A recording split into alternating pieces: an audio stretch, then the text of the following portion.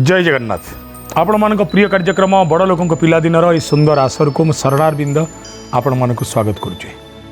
दर्शक बंधु आज आम आलोचना करुचे जड़े सेमिति बड़ लोक पिलादिन विषय। पिलाटी दिनरू समस्ते माँ क्षीर खाती ना माँ जहाँ खुआई दिए ताहा ही खाती। से किंतु माँ का हाथ खाद्य नुह बाड़ी अगणार बुलुथिबा सापटा को प्रथमे खाई देते एवं जो द्वितीय तो देखा जाए तांको पाई स्वयं भगवान विष्णु सांगरे लक्ष्मी को धरी गरुड़े आसी पहुँची जाइथिले पुरी जिला निमापड़ा निकटस्थ एरबंग गाँव में। एवं तृतीयत जदि आपण देखा चाहिए बालीरथर कथा आम समस्ते शुणुचे किंतु तांको बालीरथ को ओह्लई आसते स्वयं जगतर साई प्रभु जगन्नाथ। से प्रतिभा आउ कई नंती से जनक होचंती भक्त बलराम दास। संत बलराम दासकर जन्म होता पुरी जिला निमापड़ा निकटस्थ एरबंग गाँव में। तांकर परिवार गोटे स्वच्छल परिवार थिला। तार कारण या इतिहास कहे जे बलराम दासंकर पिता काम करुथिले जड़े साधारण मंत्रीटे भावरे मान्यवर गजपति निकट में। जेणु गजपति कई कई कहती पियादा थिले कई कई कहती मंत्री थिले। से जहाँ भी हो गजपति विश्वस्त कर्मचारी थिले एवं सेथिपाई तांको पुरी रे रहिया पड़ुला। बापा पुरी रे रहउथिले येठी शिशु बलराम माँ कोଳରେ बढ़ुले। शिशु बलराम को जीवन आउ एक रहस्यमय दृष्टिकोणटी होची ये सही बलराम दास जो बलराम दास जीवन को प्रचंड भाव में स्वाधीनतार सह जीते। निज जीवन सहित कौन स्थिति रे भी बलराम दास बुझामणा कर नथिले। आपण कहिबे केमिति से आवेग थिला केमिति बंची थिले बलराम दास। आपण को कथा छल अनेक थर आम बलराम दास उदाहरण देचु। आज किंतु तांकर परिपूर्ण जीवनी की आलोचना करबा खूब अल्प समय भितर। बलराम दास तांको माँ को कोଳରେ शशि कला परी बढ़ी चलते एवं जेणु बलराम दास परिवार ख्याति थिला व्याप्ति थिला एवं कुशभद्रा तीरर गोटे सुंदर गाँव में से बढ़ुले।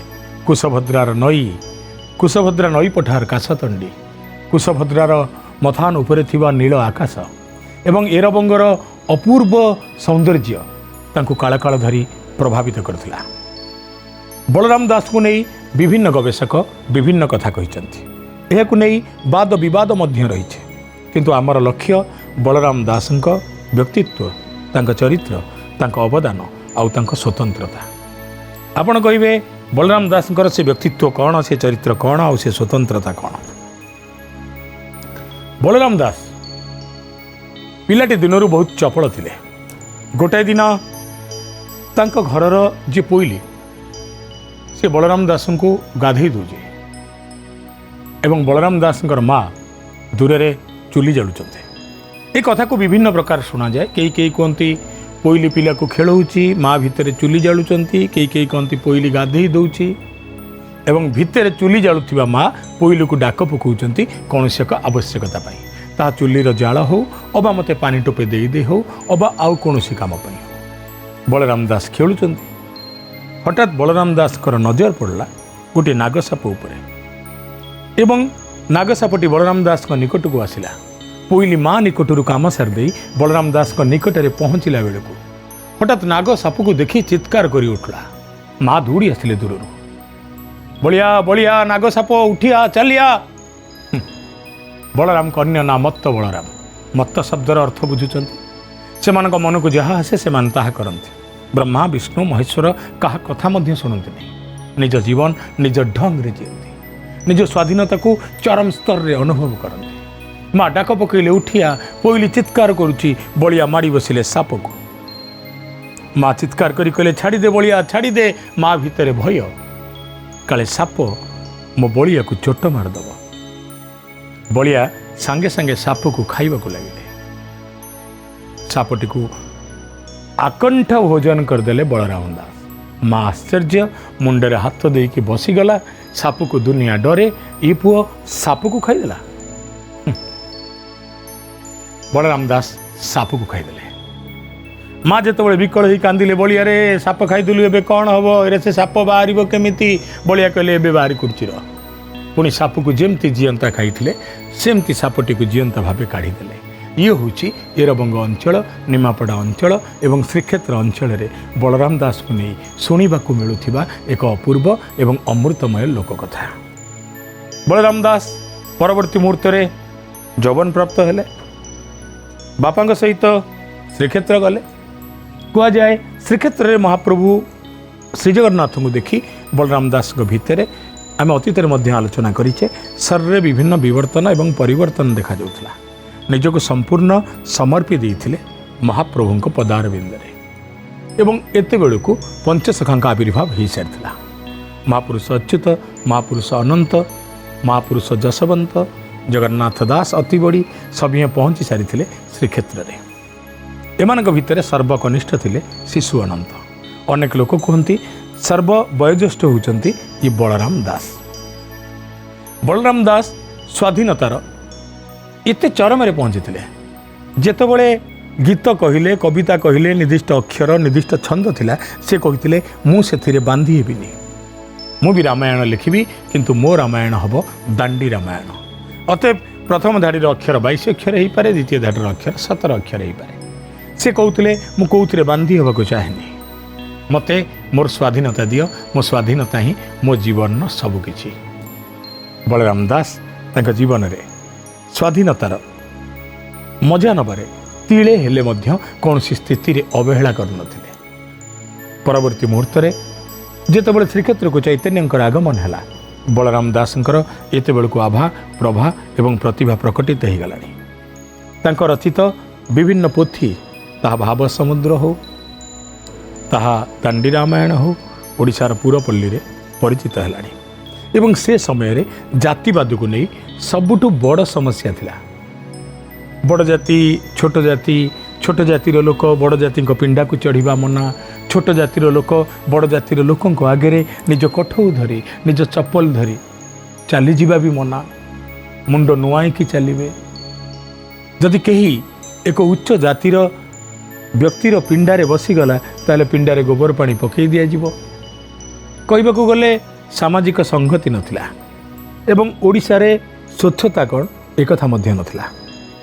बलराम दास को अनुभव है एबे ओडिशा को स्वच्छतार आवश्यकता अच्छी अनेक लोकों पाखे शिक्षा नहीं संस्कार नहीं केमिति परिष्कार रहिबे केमिति परिच्छन्न रहिबे घर भितर भाई बो देढ़सुर केमिति चलिबे घर भितर कौ दिगरे कौन रहिबो कौ काम करिबा उचित कौ काम न करिबा उचित एथिपाई से एक बड़ एवं प्रचंड प्रचेष्टा आरंभ कले। से प्रचेष्टार नाँ थिला लक्ष्मीपुराण एवं बलराम दास लक्ष्मीपुराण एते लोकप्रिय है जे गाँ गंडारे लक्ष्मी को नहीं माणबसार पर्व आरंभ होगा एवं गाँ गंडार साधारण अछब जातिर महिला माने मध्य ये पूजा करने आरंभ कले। बलराम दास से श्रीजगन्नाथ को गोटे साधारण स्वामी करदे बड़ ठाकुर बलभद्र को जड़े क्रोधी देढ़सुर करदे माँ लक्ष्मी को जड़े ओडिया घर गृहिणी करदे आम घरे स्वामी स्त्री भितर जेमिति झगड़ा हुए जेमिति गंडगोल हुए बलराम दासंकर मध्य लक्ष्मी पुराण रे से भली भाव में अविकल स्वामी स्त्री संपर्क प्रतिफलित है। बलराम दास तांको कहानी रे श्रिया चंडालुनी को असाधारण रूप देले जो श्रिया को जगत घृणा करे जो श्रियार घर को साही पड़िशाए मध्य पाद पकांतिनी से श्रिया को कले मुख्य नायिका दिने श्रियार स्नेह श्रद्धा प्रेम भल पाइबा और भक्ति रे संतुष्ट हो माँ महालक्ष्मी पहुँची गले श्रिया चंडालुनीर घरे श्रियार स्नेह श्रद्धा प्रेम भल पाइबा और भक्ति रे संतुष्ट हो माँ महालक्ष्मी पहुँची गले श्रिया चंडालुनीर घरे एक कथा प्रतिक्रियाशील करैला बड़ ठाकुर बलभद्र एवं महाप्रभु जगन्नाथ को उभय माँ महालक्ष्मी को मंदिर तड़ी देवा निर्देश देले मंदिर में तड़ी देवा कथा आपन जानती परे महाप्रभु जगन्नाथ एवं बड़ ठाकुर बलभद्र केमिति दुख पाइले कष्ट पाइले अभाव रहिले केमिति माँ महालक्ष्मी शेष पड़ी परसी देले एवं किभली भाव में शेष महालक्ष्मी आसुचंती कौन कौन शर्त करके आसुचंती ଏବଂ ଯେଉଁ ସର୍ତ୍ତ କରିକି ଆସିଲେ ସେ ସର୍ତ୍ତ ସିଏ ସ୍ଥାପନ କରିବାର ଏକମାତ୍ର କାରଣ ଥିଲା ସାମାଜିକ ସାମ୍ୟତା। ସମାଜରେ ସମସ୍ତେ ସମାନ, କେହି କାହାଠୁ ଅଲଗା ନୁହଁ। ବଳରାମ ଦାସ ଲକ୍ଷ୍ମୀଙ୍କ ଦ୍ୱାରା କୁହାଇଲେ ଯେ ତେବେ ମୁଁ ଶ୍ରୀମନ୍ଦିରକୁ ଯିବି ଯଦି ସେଠି ନାରୀକୁ ତା ପ୍ରକୃତ ଅଧିକାର ମିଳିବ। ତେବେ ମୁଁ ଶ୍ରୀମନ୍ଦିର ଯିବି ଯଦି ଚଣ୍ଡାଳ ବ୍ରାହ୍ମଣ ଗୋଟିଏ ସ୍ଥାନରେ ଏକା ସାଙ୍ଗରେ ବସି ଭୋଜନ କରିବେ। ଭାବନ୍ତୁ, ଗୋଟେ ସାମନ୍ତବାଦୀ ଯୁଗ, ଯେଉଁ ଯୁଗରେ ଗୋଟିଏ ପ୍ରକାର ବିଜ୍ଞାନର ବିକାଶ ହେଇନି, ଗୋଟିଏ ପ୍ରକାର ସଭ୍ୟତା ପ୍ରତିଷ୍ଠିତ ହେଇନି, ସେ ସମୟରେ ଚଣ୍ଡାଳ ବ୍ରାହ୍ମଣ ଗୋଟିଏ ସ୍ଥାନରେ ଗୋଟିଏ ପତ୍ରରେ ଭୁଞ୍ଜିବା ପରମ୍ପରା ଏଇ ଭକ୍ତ ବଳରାମ ଦାସ ହିଁ ଆରମ୍ଭ କରିଥିଲେ। ବଳରାମ ଦାସଙ୍କ ଜୀବନକୁ ନେଇ ଅନେକ କାହାଣୀ ଶୁଣିବାକୁ ମିଳେ। ଅନେକ କାହାଣୀ ଭିତରୁ ମୁଁ ଆଉ ଗୋଟେ କାହାଣୀ ଆପଣଙ୍କୁ କହିବି। ଲକ୍ଷ୍ମୀ ପୁରାଣ ଲେଖୁ ଲେଖୁ ବଳରାମ ଦାସ ମହାପ୍ରଭୁ ଜଗନ୍ନାଥଙ୍କ କଣ୍ଠରେ ଗୋଟିଏ ଧାଡ଼ିରେ କୁହାଇଦେଲେ, ତୁହି ଟେରି ତୋ ଦୁର୍ଗୁଣ କହିଲେ ନ ସରେ, ବୋପା ତ ଲୁଣିଆ ନୀତି ଗରଜି କି ମରେ। ରାଗ ପଶିଗଲା, ଅଭିମାନ ପଶିଗଲା ମା ମହାଲକ୍ଷ୍ମୀଙ୍କର। ମୁଁ ଟେରି,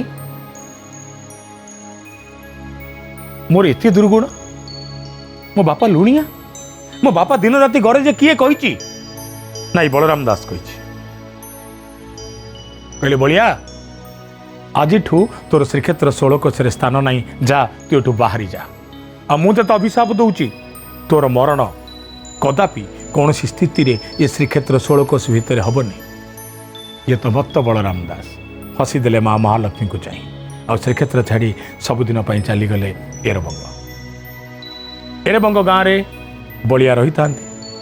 ବଳିଆଙ୍କୁ ପ୍ରଥମେ ଏରବଙ୍ଗରେ ଗୋଟେ ବିଷଧର ଜନ୍ତୁ ବା ସର୍ପ ଆଘାତ କଲା। ବଳିଆ ସର୍ପ ଜ୍ୱାଳାରେ ଛଟଫଟ ହେଉଥାନ୍ତି, ବିଷର ଜ୍ୱାଳାରେ।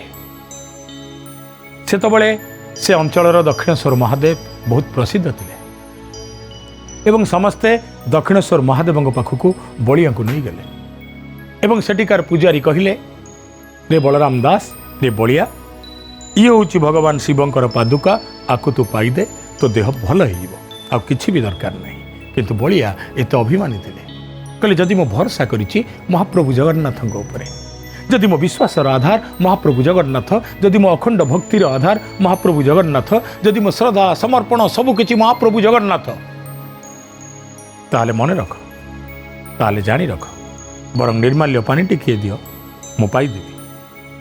କିନ୍ତୁ କୌଣସି ସ୍ଥିତିରେ ଇଏ ଭଗବାନ ଶିବଙ୍କର ପାଦୁକା ପାଇବିନି। ଅଞ୍ଚଳବାସୀ ବଳିଆଙ୍କ ମୁହଁରେ ଭଗବାନ ଶିବଙ୍କର ଇଏ ଅପମାନ ଦେଖିବାକୁ ଚାହୁଁନଥିଲେ। ବଳିଆଙ୍କ ଜୀବନ ଅତିଶୟ ଜ୍ୱାଳାମୟ ହେଇଗଲା। କୁହାଯାଏ ଏଇଥର ବଳିଆ ନିର୍ମାଲ୍ୟ ପାଣି ପିଇ ଭଲ ହେଇଗଲେ, କିନ୍ତୁ ଦ୍ୱିତୀୟ ଥର ବଳିଆଙ୍କୁ ପୁଣି ଥରେ ସର୍ପାଘାତ ହେଲା। ତାଙ୍କୁ ପୁଣି ଥରେ ନିଆଗଲା ଦକ୍ଷିଣେଶ୍ୱର ମହାଦେବଙ୍କ ନିକଟକୁ। ବଳିଆ ଦକ୍ଷିଣେଶ୍ୱର ମହାଦେବଙ୍କ ପୀଠରେ ପଡ଼ି ରହିଲେ ସିନା ପାଦୁକା ଛୁଇଁଲେ ନାହିଁ। ବିଷର ଜ୍ୱାଳା ବେଶୀ ବେଶୀ ବଢ଼ିବାକୁ ଯାଉଥିଲା। ବଳିଆ କ୍ରମଶଃ ମୃତ୍ୟୁମୁଖକୁ ଯାଉଥିଲେ। ମନେ ପଡ଼ୁଥିଲେ ମହାପ୍ରଭୁ ଜଗନ୍ନାଥ ଆଉ ମା ମହାଲକ୍ଷ୍ମୀ। ମଥା ତ ନଇଁବ ଜଣଙ୍କ ଆଗରେ, ଆଉ କାହା ଆଗରେ ନଇଁବ ନାହିଁ। ଦୁଃଖ ତ କହିବି ଜଣଙ୍କ ଆଗରେ, ଆଉ କାହା ଆଗରେ କହିବି ନାହିଁ। ବଳିଆ ବିଶ୍ୱାସ କରୁଥିଲେ ମହାପ୍ରଭୁ ଜଗନ୍ନାଥଙ୍କୁ ଛାଡ଼ି ଆଉ କାହା ପାଖରେ ମୁଣ୍ଡ ନୁଆଁଇବା ଅନୁଚିତ। ଶେଷ ଜୀବନ ଯାଏଁ ସେ ସେୟା ହିଁ କଲେ। ଶେଷରେ ମହାପ୍ରଭୁ ଜଗନ୍ନାଥ ବଳିଆଙ୍କର ଆବେଗପୂର୍ଣ୍ଣ ଡାକରା ଶୁଣି ବାହାରି ପଡ଼ିଲେ ଗରୁଡ଼ ପୃଷ୍ଠରେ ବସି। ଯେତେବେଳେ ଗରୁଡ଼ ପୃଷ୍ଠରେ ବସି ଭକ୍ତ ବଳରାମ ଦାସ ବାହାରି ପଡ଼ିଲେ, ମା ମହାଲକ୍ଷ୍ମୀ ପଚାରିଲେ, ତମେ କୁଆଡ଼େ ଯାଉଛ? ନା, ମୁଁ ମୋର ଗୋଟେ ଶ୍ରେଷ୍ଠ ଭକ୍ତକୁ ଦେଖା କରିବାକୁ ଯାଉଛି। ମା ମହାଲକ୍ଷ୍ମୀ କହିଲେ, ତମ ଶ୍ରେଷ୍ଠ ଭକ୍ତକୁ ଏକା କ'ଣ ତମେ ଦେଖା କରିବ? ମୁଁ ଦେଖା କରିବିନି। ଏ ଗରୁଡ଼ ବାହନ, ଯଦି ତମେ ଯାଉଛ ସାଙ୍ଗରେ ମୋତେ ବି ନେଇଯାଅ। ସେୟା ହେଲା। ମା ମହାଲକ୍ଷ୍ମୀ ଆଉ ମହାପ୍ରଭୁ ପହଞ୍ଚିଲେ ଏରବଙ୍ଗ ଗାଁର ଦକ୍ଷିଣେଶ୍ୱର ମନ୍ଦିର ନିକଟରେ। ଗରୁଡ଼ରୁ ଓହ୍ଲେଇଲେ ମହାପ୍ରଭୁ। ଆଖି ଆଗରେ ପଡ଼ିଛି ଭକ୍ତ ବଳରାମ ଦାସ। ମହାଲକ୍ଷ୍ମୀ କହିଲେ, ଏଇ ତମର ଭକ୍ତ, ଆକୁ ତ ମୁଁ ଅଭିଶାପ ଦେଇଥିଲି ଆର ଶ୍ରୀକ୍ଷେତ୍ରରେ ମରଣ ହେବନି। ବଳରାମ ହସି ଦେଇ କହିଲେ, ଯା ଟେରି, ତୁ କ'ଣ ଅଭିଶାପ ଦେବୁ? ମୋ ମରଣ ତ ଶ୍ରୀକ୍ଷେତ୍ରରେ ହେଇଛି। लक्ष्मी कहले ना यहीटा श्रीक्षेत्र नुह श्रीक्षेत्र सेटा बलराम दास कहले ना मो मरवा जाऊँगी श्रीक्षेत्र सेटा जोटी मो माँ लक्ष्मी थाए मो बापा जगन्नाथ था अतएव ए जगह मध्य श्रीक्षेत्र भगवान को कोल सबुदिन आखि बुझिले भक्त बलराम दास। ये आउ गोटे कथा आपन कहवाक चाहिए आपण भारतवर्ष में जिते शिव मंदिर देखिए क्वचित शिव मंदिर कोटे गोटे शिव मंदिर हुए तो एमती दृश्य देखा मिल पाए कि कौन से मंदिर भी देखा न मिल पाए। आपड़ शिव मंदिर को गले क्या देखते वृषभ को देखते शिवों सम्मुख किंतु आपड़ जितेबाला ये दक्षिणेश्वर महादेव निकट को एरबंग गाँव को जी आपड़ से देखिए वृषभ तो अच्छा गोटे कड़े किंतु केन्द्र में आपड़ देखिए गरुड़ बस आप आश्चर्य हे आ पचारे भितर जदि भगवान शिव ताले बाहर गरुड़ कहीं बस लोके कहे बलराम दास को जगत मन रखू ये जे हरिहर भेट होता केवल बलराम दास तेणु ये हर सम्मुख हरिंकर वाहन विद्यमान ये थिला बलराम दास का जीवनी तांका प्राक जीवनी की आसतु कि दुस्साहस अनेक कहती बलराम दास मदमत्त थे सुराप्रिय थे ये दिशाटी को कहीं विश्वास करी हुए ना मत लगे पंचसखा मान को बदनाम करने जो जो षड्यंत्र उत्कल भूमि रे अन्य प्रदेश लोकों द्वारा करा जाइछि ता भितर एटा होछि गोटिए से जहाँ भी हो बलराम दास निजे किंतु स्वीकार करिसंती से रमणी आसक्त थिले एवं बारंगना मान सहित मिलन करुथिले। गोटे दिन रथयात्रार पूर्व दिन अर्थात आषाढ़ शुक्ल प्रतिपदा महाप्रभुंकर नवजौवन वेश राति पाहिले बाहुट लगी हुई सेनापटा पिंधि टाहिया लगी ही बरगछ भली दीटा एडे एडे बाहा देखी टिकी आगकू टिकी पछकू ओह्लई पड़े ब्रह्मांड ठाकुर बलिया अपेक्षा करिसंती प्रभुंकर पहंडी देखिए। पूर्व रात्रि बलिया पुरीर चुड़ंग साही रे थिबा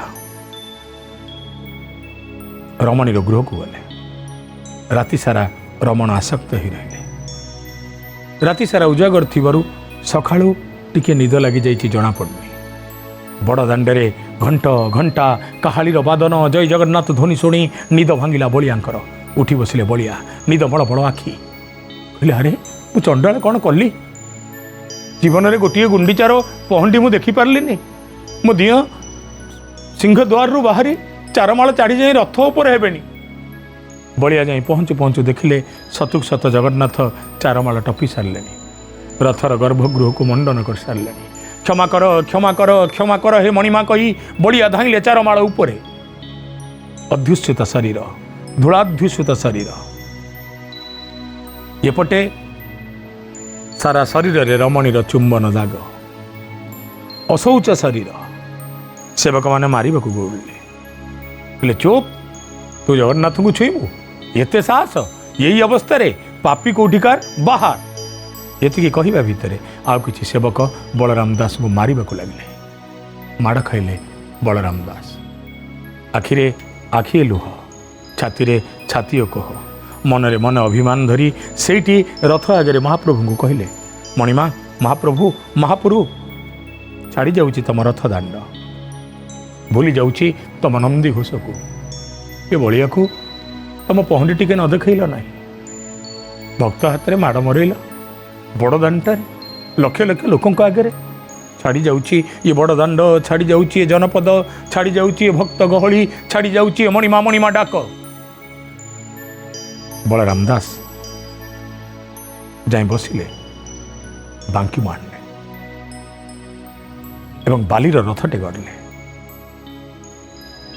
एवं गाइबाकू लगिले बाली रथ गढ़ी अच्छी बलराम दास आहे जगन्नाथ तुम्भे मोरथ को आस बाली रथ गढ़ी अच्छी बलराम दास डाक पहुँचला महाप्रभु निकट में महाप्रभु आपणार रथ वेदिका को छाड़ी नंदीघोष रथ को छाड़ी जोटी हंसपटा जोटी मीनपटा जोटी राहुचिता जोटी उपरे कपिकेतन भाव में स्वयं हनुमान विराजमान जोटी अनेक पार्श्व देवता अनेक देवादेवी से रथ को छाड़ी बलराम दास जाई पहुँची गले से रथ को छाड़ी महाप्रभु श्री जगन्नाथ जाई बसीगले बलराम दास को बाली रथ रे आखिर लुह बोईगला बलराम दास भगवान मुंड आँसु दे कहले बलिया रे तो भाव आउ भक्ति मत ए बाली रथ को नहीं आसी एपटे रथ को जिते टाणीबा चेष्टा कले रथ गड़लानी थकी पड़े गजपति थकी पड़े सेवक रथ गड़ुनी गड़ुनी गड़ुनी शेष गजपति अधिया पड़े एवं गजपति की आज्ञा है मो भक्त बलराम दास को माड़ मारी सेवक मैंने तड़ी देते से बांकी मुहाण में बालीरथ गढ़ी मुता बालीरथ में बसी मोर तम रथ को आसबार ना गजपति कहले क्षमा कर मणिमा क्षमा कर क्षमा कर क्षमा कर महाप्रभु कहले तेबे क्षमा करी जाओ मो भक्त को पाट पटुआर रे ससम्माने मो रथ उपर को नहीं आस गजपति ताही कले पाट पटुआर रे ससम्मान रे बलराम दास आसिले